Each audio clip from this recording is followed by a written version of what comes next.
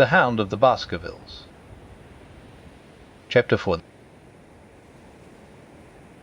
The Hound of the Baskervilles, one of Sherlock Holmes's defects, if, indeed, one may call it a defect, was that he was exceedingly loath to communicate his full plans to any other person until the instant of their fulfilment.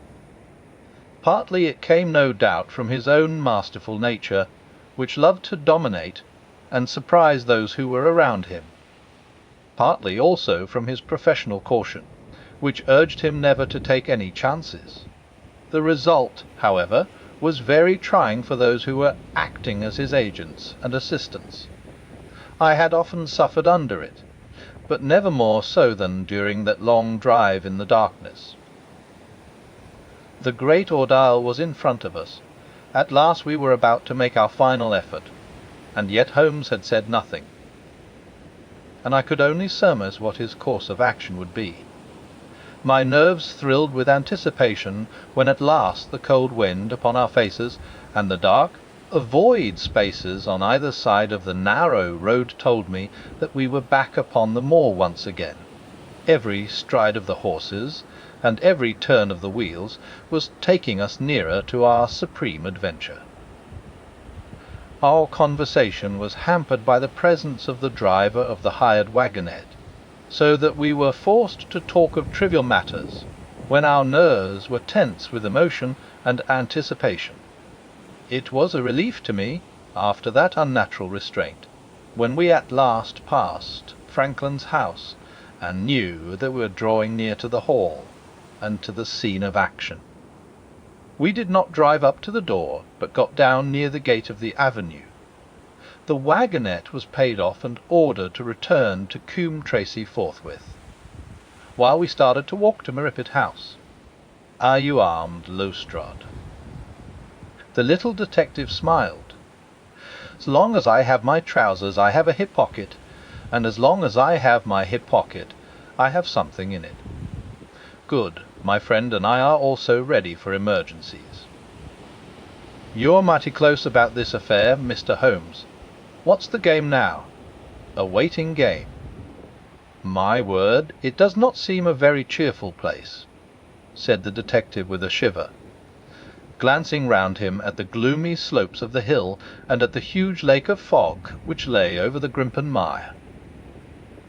"I see the lights of a house ahead of us." "That is Merripit House, and the end of our journey.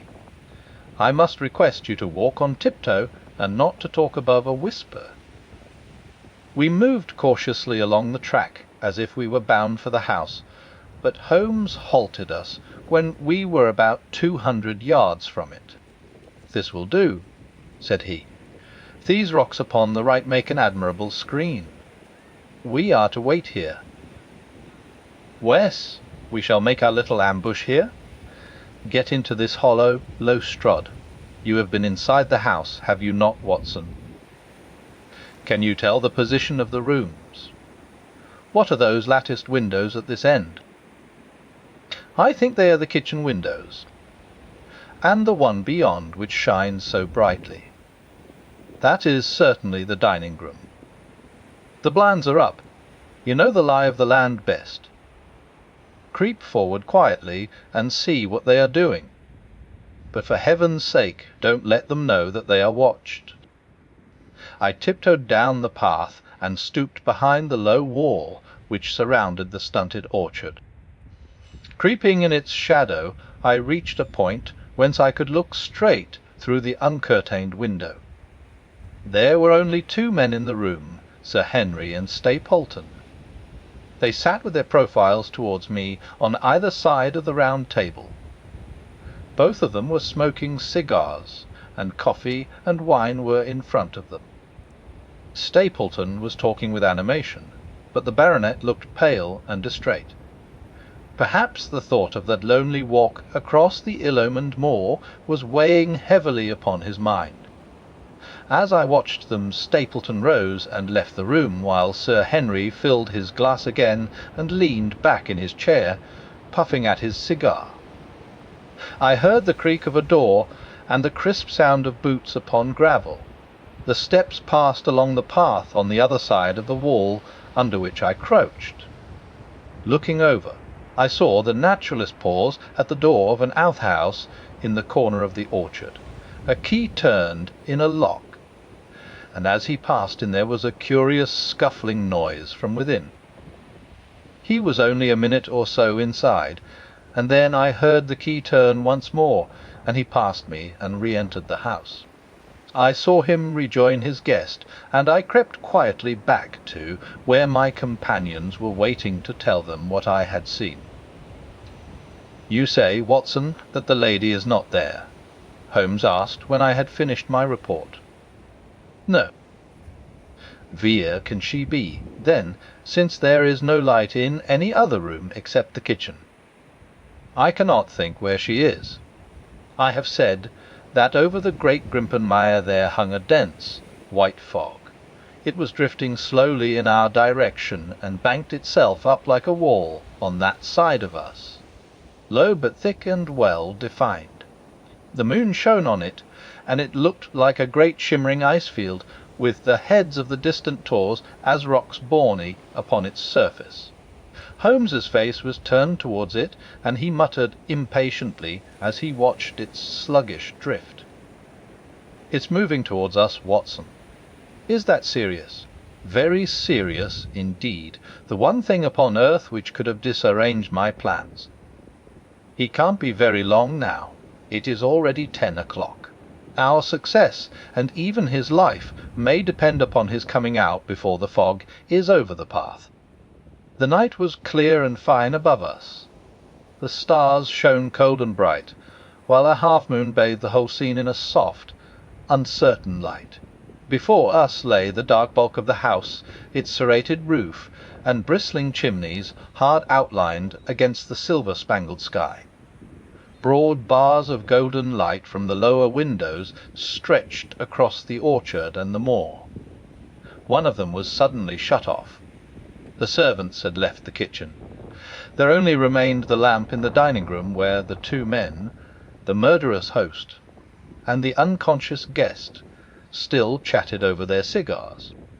Every minute that white woolly plain which covered one-half of the moor was drifting closer and closer to the house.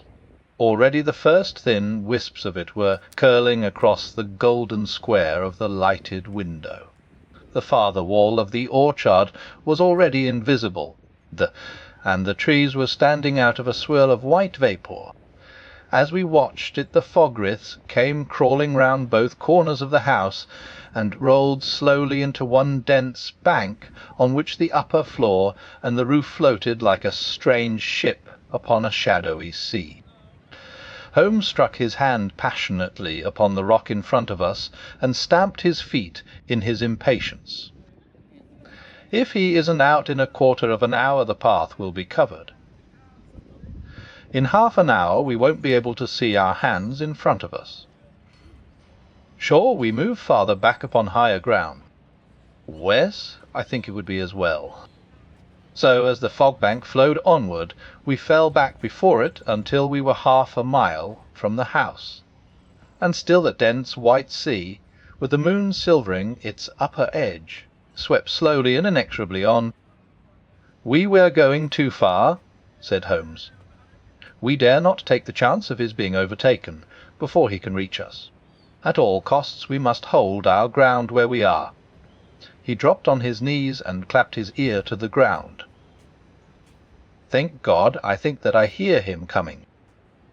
A sound of quick steps broke the silence of the moor. Crouching among the stones, we stared intently at the silver-tipped bank in front of us. The steps grew louder, and through the fog, as through a curtain, there stepped the man whom we were awaiting. He looked round him in surprise as he emerged into the clear, starlit night.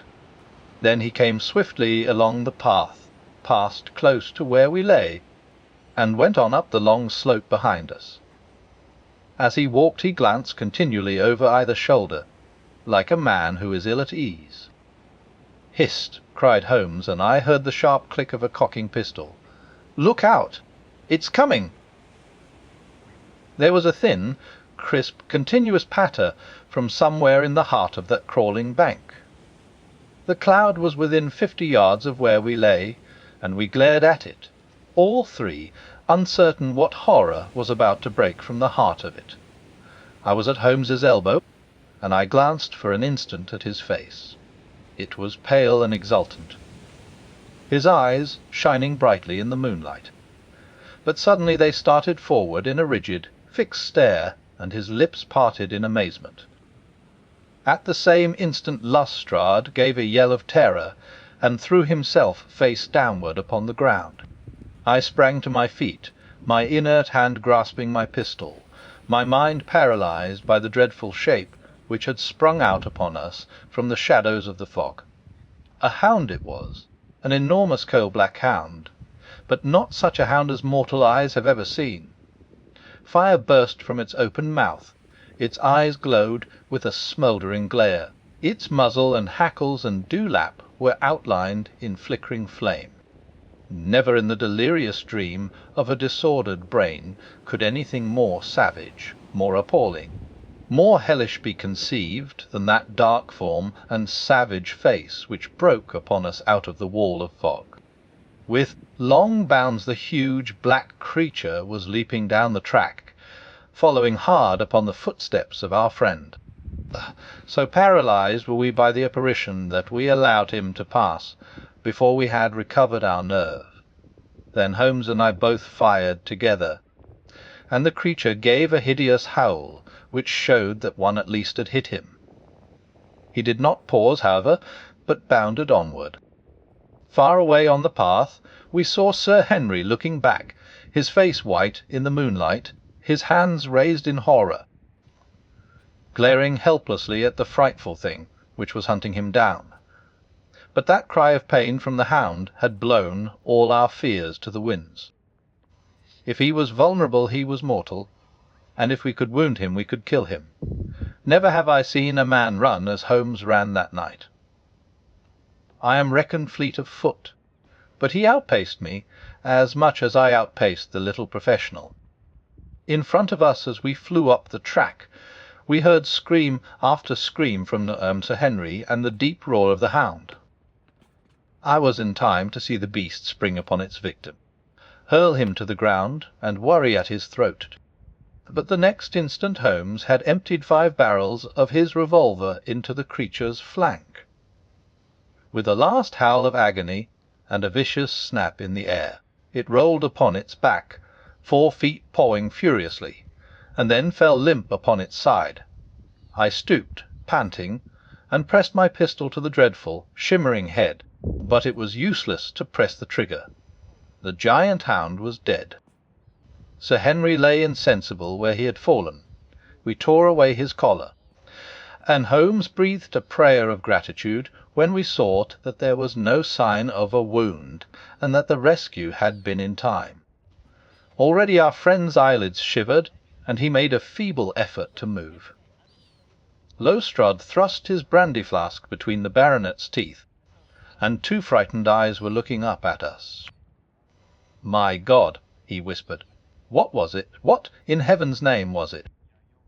"It's dead, whatever it is," said Holmes. "We've laid the family ghost once and forever." In mere size and strength it was a terrible creature which was lying stretched before us. It was not a pure bloodhound, and it was not a pure mastiff, but it appeared to be a combination of the two. Gaunt, savage, and as large as a small lioness. Even now, in the stillness of death, the huge jaws seemed to be dripping with a bluish flame, and the small, deep-set, cruel eyes were ringed with fire. I placed my hand upon the glowing muzzle, and as I held them up my own fingers smouldered and gleamed in the darkness. "Phosphorus," I said. "A cunning preparation of it," said Holmes, sniffing at the dead animal. "There is no smell which might have interfered with his power of scent. We owe you a deep apology, Sir Henry, for having exposed you to this fright. I was prepared for a hound, but not for such a creature as this, and the fog gave us little time to receive him. You have saved my life." having first endangered it. Are you strong enough to stand? Give me another mouthful of that brandy, and I shall be ready for anything. So, now if you will help me up. What do you propose to do? To leave you here. You are not fit for further adventures tonight. If you will wait, one or other of us will go back with you to the hall. He tried to stagger to his feet, but he was still ghastly pale and trembling in every limb. We helped him to a rock, where he sat shivering with his face buried in his hands. "We must leave you now," said Holmes. "The rest of our work must be done, and every moment is of importance. We have our case, and now we only want our man. It's 1,000 to 1 against our finding him at the house," he continued as we retraced our steps swiftly down the path. "Those shots must have told him that the game was up. We were some distance off, and this fog may have deadened them. She followed the hound to call him off. Of that you may be certain. No, he's gone by this time. But we'll search the house and make sure." The front door was open, so we rushed in and hurried from room, to the amazement of a doddering old manservant who met us in the passage. There was no light save in the dining-room, but Holmes caught up the lamp, and left no corner of the house unexplored. No sign could we see of the man whom we were chasing. On the upper floor, however, one of the bedroom doors was locked. "There's someone in here," cried Lestrade. "I can hear a movement. Open this door." A faint moaning and rustling came from within. Holmes struck the door just over the lock with the flat of his foot, and it flew open, pistol in hand. We all three rushed into the room. But there was no sign within it of that desperate and defiant villain whom we expected to see. Instead, we were faced by an object so strange and so unexpected that we stood for a moment staring at it in amazement. The room had been fashioned into a small museum, and the walls were lined by a number of glass-topped cases full of that collection of butterflies and moths the formation of which had been the relaxation of this complex and dangerous man. In the centre of this room there was an upright beam, which had been placed at some period as a support for the old wormitten balk of timber which spanned the roof. To this post a figure was tied, so swathed and muffled in the sheets which had been used to secure it that one could not for the moment tell whether it was that of a man or a woman. One towel passed round the throat and was secured at the back of the pillar. Another covered the lower part of the face, and over it 2 dark eyes full of grief and shame and a dreadful questioning, stared back at us. In a minute we had torn off the gag, unswathed the bonds, and Mrs. Stapleton sank upon the floor in front of us. As her beautiful head fell upon her chest, I saw the clear red wale of a whiplash across her neck. "The brute!" cried Holmes. "Here, Lestrade, your brandy bottle!" "Put her in the chair. She has fainted from usage and exhaustion." She opened her eyes again. "Is he safe?" she asked. "Has he escaped?" "He cannot escape us, madam." No, I did not mean my husband. Sir Henry, is he safe?" "Wes." "And the hound?" "It is dead." She gave a long sigh of satisfaction. Thank God! Thank God! Oh, this villain! See how he has treated me!" She shot her arms out from her sleeves, and we saw with horror that they were all mottled with bruises. "But this is nothing. It is my mind and soul that he has tortured and defiled. I could endure it all, illusage, solitude, a life of deception, everything, as long as I could still cling to the hope that I had his love. But now I know that in this also I have been his dupe and his tool." She broke into passionate sobbing as she spoke. "You bear him no goodwill, madame," said Holmes. "Tell us then where we shall find him. If you have ever aided him in evil, help us now and so atone." There is but one place where he can have fled, she answered. There is an old tin mine on an island in the heart of the mire. It was there that he kept his hound, and there also he had made preparations so that he might have a refuge. That is where he would fly. The fog bank lay like white wool against the window. Holmes held the lamp towards it. "See," said he, "no one could find his way into the Grimpen Mire tonight." She laughed and clapped her hands. Her eyes and teeth gleamed with fierce merriment.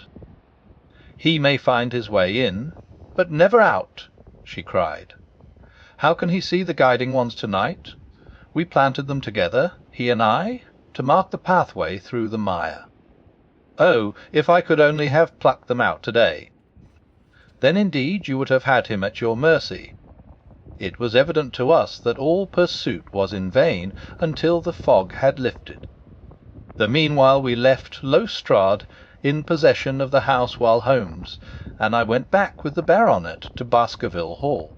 The story of the Stapletons could no longer be withheld from him, but he took the blow bravely when he learned the truth about the woman whom he had loved. But the shock of the night's adventures had shattered his nerves, and before morning he lay delirious in a high fever under the care of Dr. Mortimer. The two of them were destined to travel together round the world before Sir Henry had become once more the Hale. Hearty man that he had been before he became master of that Ilomond estate. And now I come rapidly to the conclusion of this singular narrative, in which I have tried to make the reader share those dark fears and vague surmises which clouded our lives so long and ended in so tragic a manner. On the morning after the death of the Hound the fog had lifted, and we were guided by Mrs. Stapleton to the point where they had found a pathway through the bog. It helped us to realize the horror of this woman's life when we saw the eagerness and joy with which she laid us on her husband's track. We left her standing upon the thin peninsula firm, peaty soil which tapered out into the widespread bog. From the end of it a small wand planted here and there showed where the path zigzagged from tuft to tuft of rushes among those green-scummed pits and foul quagmires which barred the way to the stranger. Rank reeds and lush, slimy water plants sent an odour of decay and a heavy miasmatic vapour onto our faces, while a false step plunged us more than once thigh-deep into the dark, quivering mire, which shook for yards in soft undulations around our feet.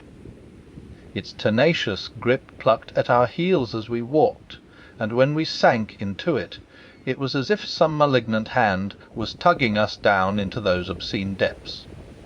So grim and purposeful was the clutch in which it held us. Once only we saw a trace that someone had passed that perilous way before us. From amid a tuft of cotton grass which bore it up out of the slime some dark thing was projecting. Holmes sank to his waist as he stepped from the path to seize it, and had we not been there to drag him out, he could never have set his foot upon firm land again. He held an old black boot in the air. Myers, Toronto, was printed on the leather inside. "It is worth a mud bath," said he. "It is our friend Sir Henry's missing boot, thrown there by Stapleton in his flight." "Exactly. He retained it in his hand after using it to set the hound upon the track. He fled when he knew the game was up, still clutching it, and he hurled it away at this point of his flight. We know at least that he came so far in safety. But more than that we were never destined to know, though there was much which we might surmise.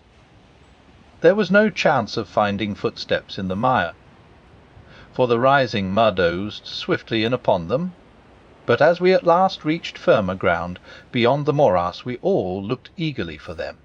But no slightest sign of them ever met our eyes. If the earth told a true story, then Stapleton never reached that island of refuge towards which he struggled through the fog upon that last night. somewhere in the heart of the great mire, down in the foul slime of the huge morass which had sucked him in, this cold and cruel-hearted man is forever buried. Many traces we found of him in the boggart island where he had hid his savage ally. A huge driving wheel and a shaft half filled with rubbish showed the position of an abandoned mine. Beside it were the crumbling remains of the cottages of the miners, driven away no doubt by the foul reek of the surrounding swamp. In one of these a staple and chain with a quantity of gnawed bones showed where the animal had been confined. A skeleton with a tangle of brown hair adhering to it lay among the Devonshire. "A dog," said Holmes. "By Jove, a curly-haired spaniel. Poor Mortimer will never see his pet again. Well, I do not know that this place contains any secret which we have not already fathomed." He could hide his hound, but he could not hush its voice, and hence came those cries which even in daylight were not pleasant to hear. On an emergency he could keep the hound in the outhouse at Maripid, but it was always a risk, and it was only on the supreme day, which he regarded as the end of all his efforts, that he dared do it. This paste in the tin is no doubt the luminous mixture with which the creature was daubed. It was suggested, of course, by the story of the family hell-hound, and by the desire to frighten old Sir Charles to death. No wonder the poor devil of a convict ran and screamed, even as our friend did, and as we ourselves might have done, when he saw such a creature bounding through the darkness of the moor upon his track. It was a cunning device, for, apart from the chance of driving your victim to his death, what peasant would venture to inquire too closely into such a creature should he get sight of it, as many have done upon the moor? I said it in London, Watson, and I say it again now, that never yet have we helped to hunt down a more dangerous man than he who is lying yonder. He swept his long arm towards the huge mottled expanse of green-splotched bog which stretched away until it merged into the russet slopes of the moor.